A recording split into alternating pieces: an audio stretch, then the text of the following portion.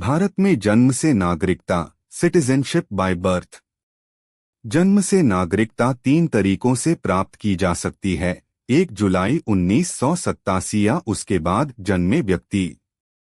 ऐसा व्यक्ति तभी भारतीय नागरिक माना जाएगा जब उसके माता या पिता में से कोई एक जन्म के समय भारतीय नागरिक हो।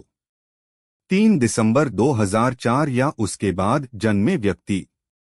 ऐसा व्यक्ति तभी भारतीय नागरिक माना जाएगा जब दोनों माता पिता भारतीय नागरिक हों या उनमें से एक भारतीय नागरिक हो और दूसरा अवैध प्रवासी इलीगल माइग्रेंट न हो। वंशानुक्रम से नागरिकता, सिटीजनशिप बाय डेसेंट का अर्थ है यदि कोई व्यक्ति भारत के बाहर जन्मा है तो भी वह भारतीय नागरिक बन सकता है। यह निर्भर करता है कि उसका जन्म कब हुआ और उसके माता पिता में से कौन भारतीय नागरिक था। 26 जनवरी 1950 से 9 दिसंबर 1992 के बीच जन्मे व्यक्ति। यदि कोई बच्चा इस अवधि में भारत के बाहर जन्मा है तो वह भारतीय नागरिक माना जाएगा केवल तब जब उसके पिता उस समय भारतीय नागरिक थे। इस अवधि में मां की नागरिकता नहीं मानी जाती थी, केवल पिता की नागरिकता ही महत्वपूर्ण थी। 10 दिसंबर 1992 या उसके बाद जन्मे व्यक्ति।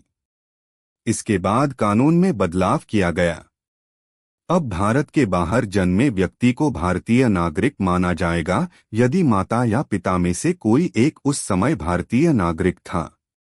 इससे कानून लिंग समानता, जेंडर इक्वालिटी वाला बन गया, यानी अब मां या पिता दोनों में से कोई एक भारतीय हो सकता है।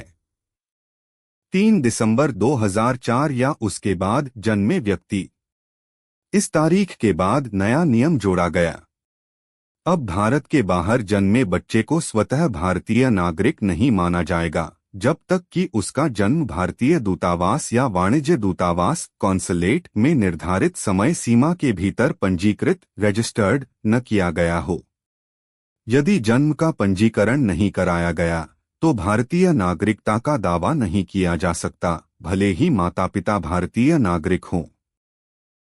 एक भारतीय मूल का व्यक्ति, पर्सन ऑफ इंडियन ओरिजिन। जो व्यक्ति भारतीय मूल इंडियन ओरिजिन का है और जिसने आवेदन करने से ठीक पहले लगातार 7 वर्ष तक भारत में निवास किया है, उसे पंजीकरण रजिस्ट्रेशन द्वारा भारतीय नागरिक बनाया जा सकता है। सामान्य निवासी, ऑर्डिनरीली रेजिडेंट का अर्थ है व्यक्ति लगातार भारत में रह रहा हो, केवल थोड़े समय के लिए विदेश यात्रा की अनुमति होती है। 2 भारतीय नागरिक से विवाह करने वाला व्यक्ति, person married to an Indian citizen. जो व्यक्ति किसी भारतीय नागरिक से विवाहित है और जिसने आवेदन करने से पहले 7 वर्ष तक भारत में सामान्य रूप से निवास किया है, वह पंजीकरण द्वारा भारतीय नागरिकता प्राप्त कर सकता है। विवाह कानूनी रूप से वैध होना चाहिए और निवास का प्रमाण रेजिडेंस प्रूफ आवश्यक है। 3 भारत के प्रवासी नागरिक, ओसीआई कार्ड धारक, overseas citizen of India, OCI card holder.